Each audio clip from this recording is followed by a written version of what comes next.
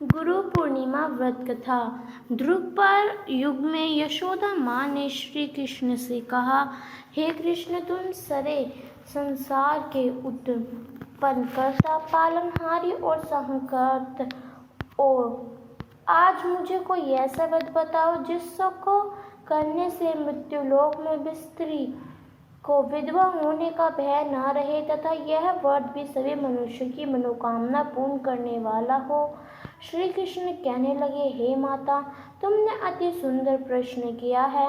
मैं तुमसे ऐसे व्रत के बारे में विस्तार से बताता हूँ। सौभाग्य की प्राप्ति के लिए स्त्रियों को 32 पूर्णिमा का व्रत करना चाहिए। इस व्रत को करने से स्त्रियों को सौभाग्य की प्राप्ति होती है। यह व्रत अत्यंत सौभाग्य देने वाला और भगवान शिव के प्रति भक्ति को बढ़ाने वाला है। यशोदा जी कहने लगे, हे कृष्ण, प्रथम इस व्रत को मृत्युलोक में किसने किया था, इसके विषय में भी विस्तार से मुझे बताओ। श्री कृष्ण कहने लगे, इस भूमंडल पर अनेक प्रकार के रत्नों से परिपूर्ण कृतिका नाम की एक नगरी थी। चंद्रदास नामक राजा राज्य करता था। उसी नगर में धनेश्वर नाम का एक ब्राह्मण रहता था और उसकी स्त्री अति सुशील रूपवती थी। दोनों ही उस नगरी में बड़े प्रेम से रहते थे। वे घर में धन धान्य आदि कोई सीमा कमी नहीं थी, परंतु उनके घर में कोई पुत्र नहीं था। वह रोज शिव जी की पूजा अर्चना किया करते थे, परंतु उनको कभी भी पुत्र की प्राप्ति नहीं हुई। एक दिन शिव जी ने उनके स्वप्न में आकर कहा कि तुम मेरे बड़े भक्त हो और तुम भी बहुत ही श्रद्धा भाव से मेरी पूजा अर्चना करते हो। मैं तुम्हारी इस पूजा अर्चना से बहुत ही प्रसन्न हूँ।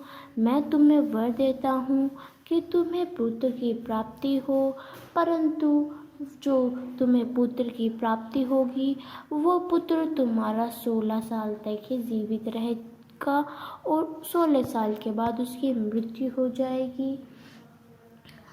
तो कुछ दिनों बाद उसकी पत्नी गर्भवती हुई और उसको पुत्र की प्राप्ति हुई। फिर जैसे जैसे साल बीतते गए, 16वां साल आने वाला था, तो फिर वो भक्ति भाव में लगा रहा शिव जी की। एक दिन शिव जी स्वप्न में आए और फिर उसने कहा कि शिव जी, मुझे कोई ऐसा उपाय बताए जिससे मेरा पुत्र हमेशा के लिए जीवित रहे। शिव जी ने व्रत बताया जिससे करने से उसका पुत्र हमेशा के लिए अमर हो गया और वे सकुशल रहने लगे। तो ये थी हमारी गुरु पूर्णिमा की व्रत कथा। आपको कैसे लगी हमें कमेंट कर ज़रूर बताएं और अंत तक हमारे साथ बने रहने के लिए आप सभी का बहुत बहुत धन्यवाद।